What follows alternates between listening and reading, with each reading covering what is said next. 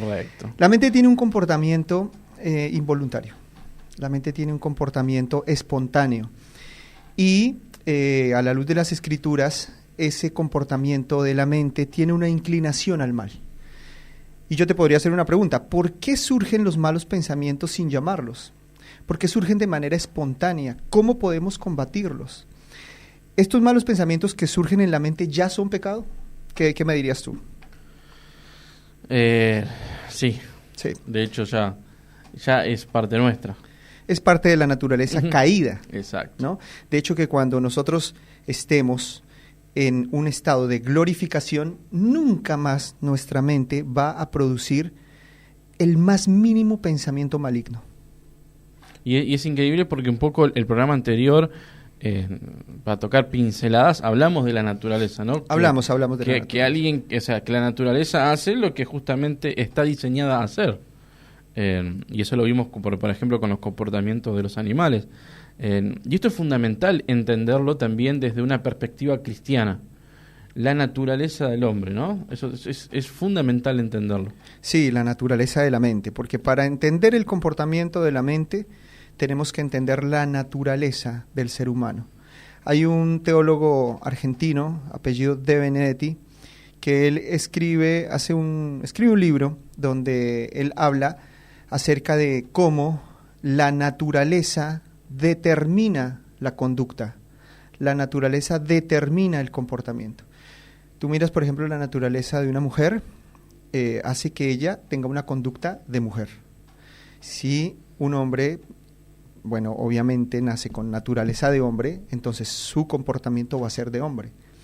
Y el comportamiento va siendo regulado por la naturaleza. Entonces hay un gran problema, la naturaleza.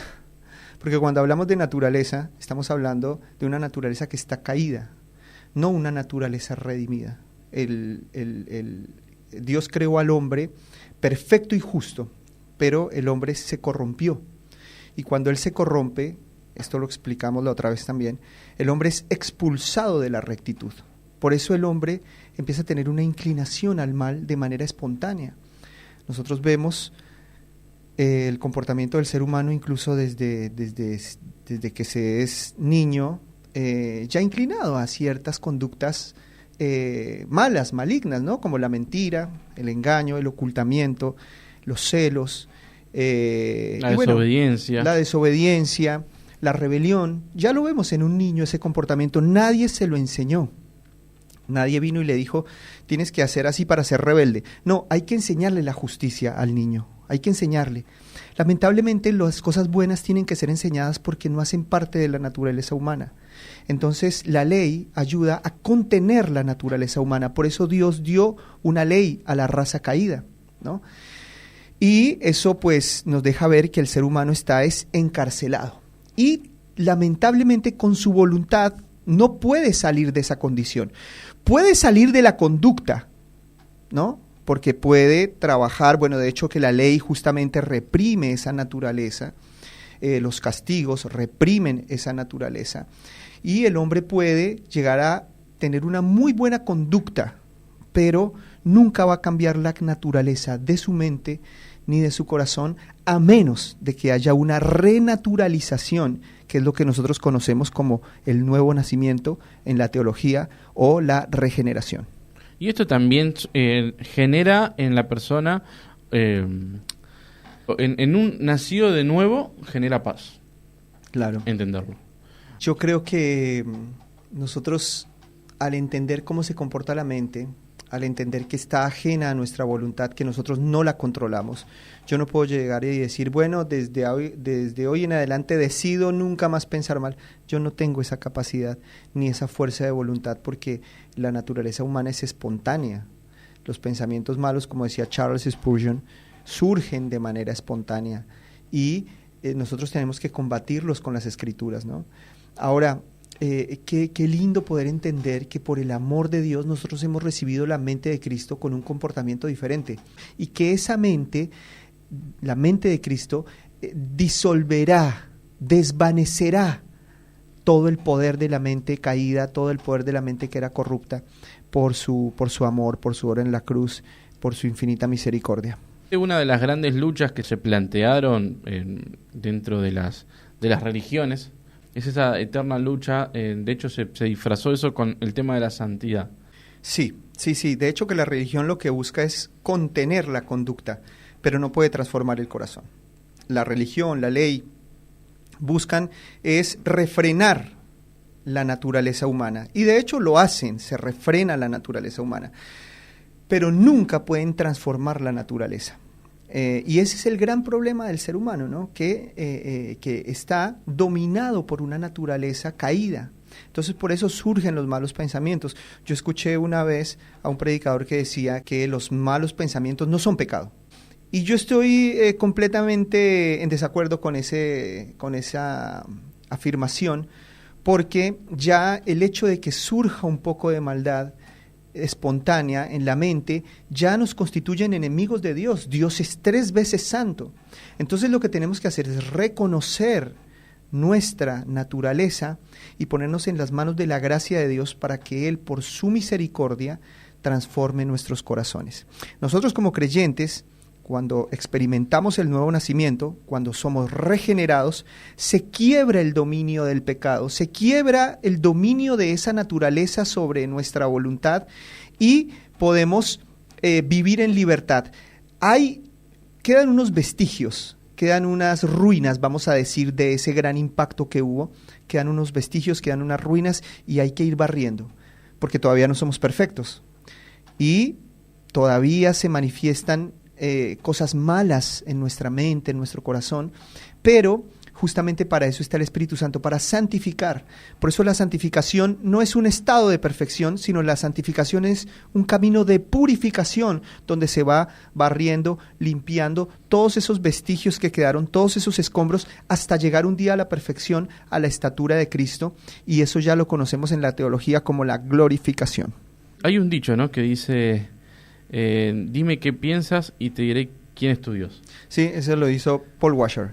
Dime en qué piensas y te diré quién es tu Dios. Porque cuando nosotros somos impactados por el nuevo nacimiento, cuando nosotros somos impactados por la regeneración, entonces se cambia la naturaleza y el comportamiento de la mente cambia. Recordemos que la naturaleza determina el comportamiento. No es un comportamiento perfecto, pero sí es un comportamiento que empieza a ser encaminado a la perfección. A la perfección bajo los estándares de Dios, ¿no? Y también esto es muy chocante para nosotros, como personas, como seres humanos. Nosotros decimos, bueno, tenemos un checklist y una lista donde decimos, bueno, no robo, no mato, no hurto, entonces no soy realmente malo. Un teólogo del siglo XVIII también dijo lo siguiente: toda corrupción de la conducta comienza con la corrupción de la mente. O sea, todo pecado primero se pensó, primero se deseó. Creo que cuando ahí interviene el Espíritu Santo, como hablábamos la otra vez, y nos da el entendimiento de esa corrupción que tenemos, es donde podemos acercarnos a Dios y pedir misericordia, es donde nace el proceso de la nueva naturaleza. Exacto. Pero poder aceptar que somos totalmente corruptos ya es algo que divino, ya es algo que el Espíritu Santo produce. Sí. Porque si no, no podíamos nosotros ni siquiera aceptarlo. No, totalmente. El que esté más cerca de Dios más verá su iniquidad y el que esté más lejos de Dios más bueno se verá. La cercanía con Dios hace que nos veamos indignos, ¿no? Fíjate, por ejemplo, Isaías, cuando él estaba juzgando a Israel, desde el capítulo 1 hasta el capítulo 6, él dice: ay de ustedes borrachos, ay de ustedes infieles, ay de ustedes adúlteros. Pero cuando llega al capítulo 6, que tiene ese encuentro dramático con Dios, él dice: ay de mí, porque hay una iluminación en su ser tan profunda y ya él puede hacer la distinción entre la infinita y aguda santidad de Dios y su profunda maldad. Entonces, cuando estamos atravesados por la luz, hay una conciencia de pecado genuina, legítima, ¿no? Y bueno, esto es algo que, como decías hace un momento, lo rechaza el ser humano. El ser humano no le gusta que le digan que es malo o que es pecador.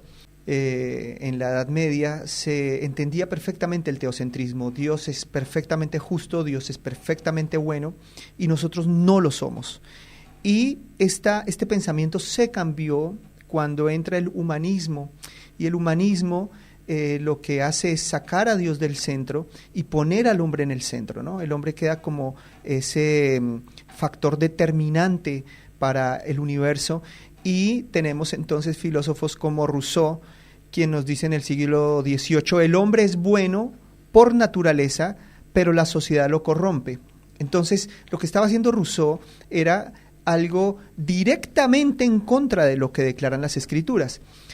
Justamente él era un enemigo del teocentrismo, y en esa enemistad él postula esta afirmación. Lo grave es que los cristianos no lo conocen, y los cristianos basan mucha interpretación de las Escrituras en Rousseau y en su sistema de pensamiento. El hombre es bueno por naturaleza, pero la sociedad lo corrompe. ¿Qué dice la Biblia? La Biblia nos dice que del corazón del hombre salen todas las maldades, afirmó Jesucristo. Yo tengo acá el Salmo 51:5, que nos dice David de una manera tremenda, de una manera magistral, lo siguiente: he aquí en maldad he sido formado, y en pecado me concibió mi madre. He aquí tú amas la verdad en lo íntimo, o sea, en el interior, en la mente y en el corazón, y en lo secreto me has hecho comprender sabiduría. Purifícame con hisopo y seré limpio. Lávame y seré más blanco que la nieve. Hazme oír gozo y alegría, y se recrearán los huesos que has abatido. Esconde tu rostro de mis pecados y borra mis maldades. Mira que este versículo 10 es tremendo. Crea en mí, oh Dios, un corazón limpio. Esto es una naturaleza, porque hace énfasis en esto la Escritura, ¿no? Crea en mí una naturaleza limpia y renueva un espíritu recto dentro de mí. No me eches de delante de ti y no quites de mí tu Santo Espíritu. Entonces mira cómo el entendimiento de David nos lleva a reconocer que lo que dice Rousseau y lo que dice el sistema de pensamiento popular es completamente antagónico a lo que dice Dios, a lo que dicen las Escrituras. Entonces, aunque la filosofía humanista nos diga que el hombre es bueno, nosotros tenemos que entender que el hombre no es bueno, y estamos hablando de los estándares de Dios, no estamos hablando de que somos buenos o malos en categorías humanas. No, en categorías humanas se puede dar que haya mejores personas que otras, pero bajo los estándares de Dios, todo el mundo está sometido al pecado y al mal. Tal vez no de conducta, pero sí de corazón y de pensamientos. De hecho, que el Señor Jesucristo, por ejemplo, le dijo a los fariseos cuando querían apedrear a la mujer adúltera: el que esté libre de pecado tire la primera piedra. Porque el Señor Jesús, ahí, o lo voy a decir de esta manera, el Señor Jesús ahí confrontó sus corazones y sus mentes adúlteras, aunque fueran muy fieles en conducta, pero la conducta de su mente y de su corazón era infiel. Entonces, ahí vemos que lo que dice la Escritura es verdad, que no podemos nosotros con nuestras obras disfrazar nuestros corazones, porque con las obras hacemos como que metemos la tierrita debajo de la alfombra, ocultamos con las obras lo que hay en nuestro corazón. Martín Lutero en algún momento dijo, reprochando a los que daban limosnas, con mucho orgullo, muy pretenciosos, muy orgullosos de sus acciones. Él les decía: ustedes dan estas ofrendas para esconder su corazón no generoso. Entonces, lo que hace el hombre con la conducta es esconder su naturaleza, ¿no? Y justamente lo que viene a hacer el Espíritu Santo es decirnos, a redarguirnos de pecado, justicia y juicio. Y una vez que somos redarguidos de eso, podemos mirar a Dios y decir: solo tú me puedes salvar. Y ahí es cuando en ese reconocimiento podemos alcanzar la gracia de Dios. Y ese reconocimiento viene también por acción del Espíritu Santo, porque todo aquí es por gracia, aquí no hay ningún mérito humano. Y es una de las profundidades de este pensamiento, ¿no? Ya que estamos hablando del tema del humanismo, en poder entender que somos incapaces. Sí, eso es un gran debate hoy en día en círculos científicos. Por ejemplo, la psicología nos plantea que el hombre es bueno también, pero que la corrupción surge por ejemplo, de una niñez traumática. Sin embargo, eso no nos dice la Biblia. Nosotros bien leímos el Salmo 51, donde David dice: en pecado fui concebido, en maldad me concibió mi madre. Entonces, muchos quieren atribuirle sus malas conductas a sus niñeces traumáticas, pero lo que nos dice la palabra del Señor es que es la misma naturaleza. Yo sé que el entorno, porque es una realidad también, y ahí también es la otra parte del debate, yo sé que el entorno, vamos a decir, dispara esta naturaleza, pero está ahí. Ese es el punto, que está ahí. La filosofía también, como lo dije, nos plantea que el hombre es bueno y que es la sociedad la que lleva al hombre a practicar lo malo, pero y esto lo tenía un apartado acá, la misma neurociencia hoy nos dice que la maldad del ser humano es natural, que el hombre nace. Por ejemplo, yo cito aquí a un neurocientífico que es especializado en psiquiatría forense y que dedicó la mayor parte de su vida a estudiar y analizar en detalle el comportamiento de todo tipo de asesinos, y él llega a una conclusión: el psicópata nace, el ambiente impulsa esto, pero él nace en esta condición. Y ellos pues analizan hoy, los científicos analizan la actividad cerebral, y cuando ven determinada actividad cerebral pueden asociarlo con ya patrones de conducta, ¿no? Por ejemplo, el patrón de actividad cerebral de los psicópatas es todo parecido. Entonces los neuropsiquiatras dicen: esta persona nació para matar. ¿Por qué? Porque surge de la naturaleza, ¿no? Entonces, si bien es cierto, hay hombres que están más inclinados a determinadas maldades que otras. En términos generales, todos los hombres están inclinados a alguna maldad. Y justamente eso fue lo que nos vino a redimir el Señor Jesucristo por su infinito amor. Él no vino a darnos una posibilidad de salvación o una posibilidad de transformación, o Él no nos dice: miren, yo pongo acá la cruz, ustedes esfuércense en cambiar y arréglensela como pueda. No, el Señor Jesucristo vino, murió, y Él con su sangre limpia nuestra naturaleza, empieza un proceso de santificación hasta llevarnos a la liberación absoluta de toda maldad. Y como dije hace un momento, ahí recién vamos a experimentar lo que es una libertad eterna de la maldad. Nunca tendremos un pensamiento impuro, nunca tendremos un sentimiento maligno, nunca, porque la naturaleza de Dios ya será nuestra naturaleza, ¿no? El apóstol Pedro nos dice que nosotros compartimos la naturaleza de Dios, que Dios nos ha hecho partícipes de su naturaleza. Entonces esto es una esperanza muy grande y hermosa, enorme, que genera mucha expectativa, genera mucha adoración, gratitud, bueno, gozo, infinidad de cosas. Exactamente. Y es en esto donde queremos enfocarnos, o vos que estás del otro lado, y que capaz nosotros creemos que Dios es totalmente soberano, y si estás del otro lado hoy, donde quiera que estés o la condición en que estés, escuchando esta reflexión que compartimos, creemos que claramente es también el Señor planeando, el Señor haciendo que pase esto en este momento, para que cada oyente que está del otro lado pueda entender, porque por ahí debe haber muchos que estén luchando con este tema, aún siendo cristianos de años, sirviendo en iglesias, en algún ministerio, en algún lugar, y digan: ¿por qué vivo con esta inclinación al mal? En un sentido, hablamos del post nuevo nacimiento, porque también, no sé si nos va a dar el tiempo para desarrollar esto, pero también muchos creen estar en un lugar, creen seguir a Cristo sin realmente haber nacido de vuelta por algunas liturgias o prácticas que hacen. Si hago una pregunta, a ver si yo miro el tiempo todo el tiempo, pero ¿un cristiano lucha con dos naturalezas? Sí, claro. O sea, el cristiano tiene la naturaleza redimida, la naturaleza comprada por la sangre de Cristo, el segundo Adán. Adán significa humanidad, y el segundo Adán representa una nueva humanidad. Y tenemos los vestigios de la naturaleza caída aún, hasta el día de la glorificación. Todavía nadie está glorificado.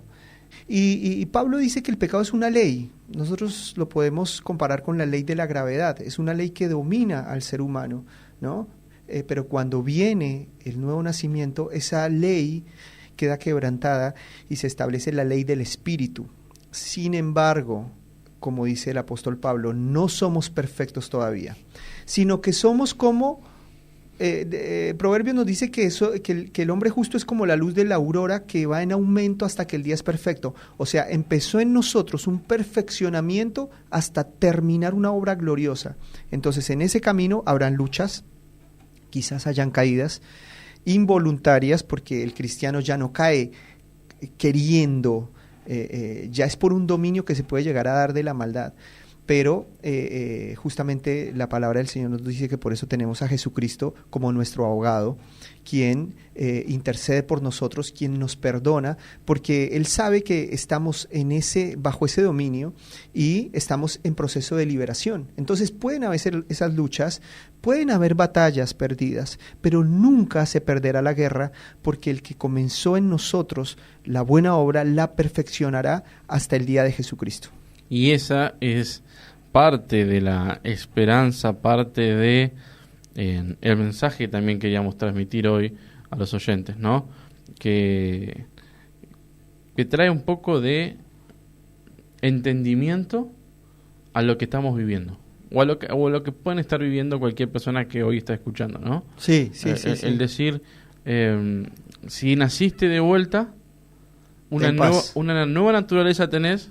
Sí. Va de luchar con vestigios que te han de quedar, pero la paz de decir, esto que surge, decir, che, pero a veces me pasa de que pienso esto, me pasa lo otro. Bueno, son esos pequeños vestigios, como decías vos. Pero yo te digo una cosa, es muy diferente el pecado de un regenerado, de una persona redimida, a una persona impía. Es muy diferente. Eso es interesantísimo. Mira, como por ejemplo, te pongo el caso de David. Es muy diferente el pecado de un hombre como David al pecado de un hombre, del mismo pecado, pero de un hombre impío. Es totalmente diferente, porque hay una congoja, hay una aflicción, hay una resistencia a no caer, hay una voluntad de glorificar a Dios, pero bueno, por cuestiones de la debilidad pueden llegar a pasar, a cometerse caídas. Por eso se les llama caídas, porque es involuntario. Es como que yo salgo en la bici y yo no salgo a buscar pozos para caerme. Claro. O sea, me caigo es por un tema accidental. No voy con esa voluntad. Como si los impíos buscan la autodestrucción de manera muy, muy deseando el mal, ¿no? Pero el cristiano no. Entonces, es muy grande, es abismal la diferencia entre el pecado de un regenerado al pecado de un convertido. Bueno, esto puede sonar controversial, pero es lo que dice la Escritura. Nuestra mente caída tiene un comportamiento errático. Nuestra mente tiende a rechazar a Dios y a las verdades bíblicas.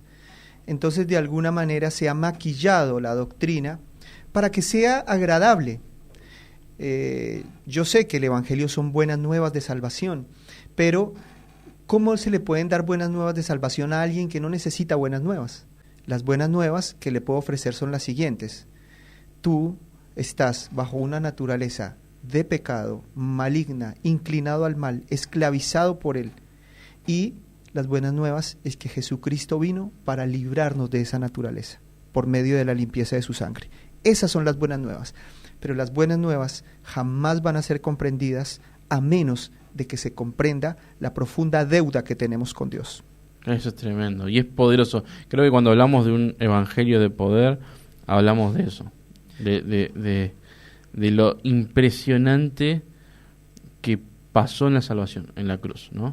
Tremendo, tremendo. Así que 2 minutos nos quedan de programa, y en estos 2 minutos queremos animarte a que sigas orando, sigas buscando al Señor, sigas buscando en la palabra de Dios, y que puedas enriquecerte a través de ella y poder entender y escudriñar todas estas cuestiones que venimos tratando en esta hora de programa.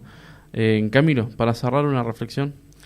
Dios lo que quiere es que nosotros veamos nuestra profunda incapacidad y que dependamos completamente de Él y que reconozcamos que Él es la fuente de todo bien. El gran predicador C.S. Lewis, siempre lo menciono, dijo: Dios no me ama porque soy bueno, Dios me hará bueno porque me ama.